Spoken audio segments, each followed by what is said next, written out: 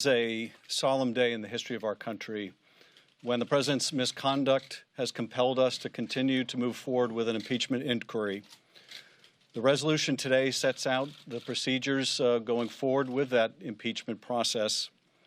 The Founding Fathers understood that a leader might take hold of the Oval Office who would sacrifice the national security, who would fail to defend the Constitution, who would place his personal or political interests above the interests of the country.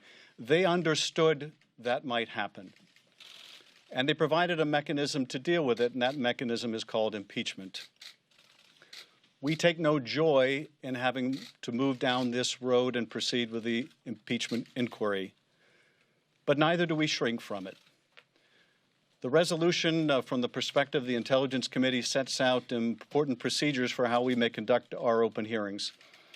During the depositions that we've conducted thus far, we've used a format that we believe very conducive to the fact-finding process. Those procedures now will be incorporated into the open hearings in which staff counsel will be permitted for lengthy periods of time to do sustained questioning for up to 45 minutes per side, followed by member questioning. We've used this, I think, to great success for both parties during the course of the depositions, where in the depositions we have alternated 1 hour for the majority, 1 hour for the minority, 45 minutes for the majority, 45 minutes for the minority. In those depositions, over 100 members have been eligible to participate. I should tell you that notwithstanding those that have complained about lack of access to the depositions, most of the members who have been permitted to attend have failed to attend, have not made use of the availability of attending each and every deposition.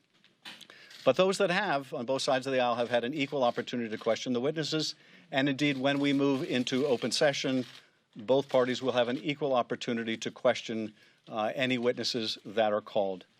The resolution will also permit me as the chair to begin releasing the transcripts of the depositions, and I think that you will see when those are released just what equal opportunity members of both parties have had.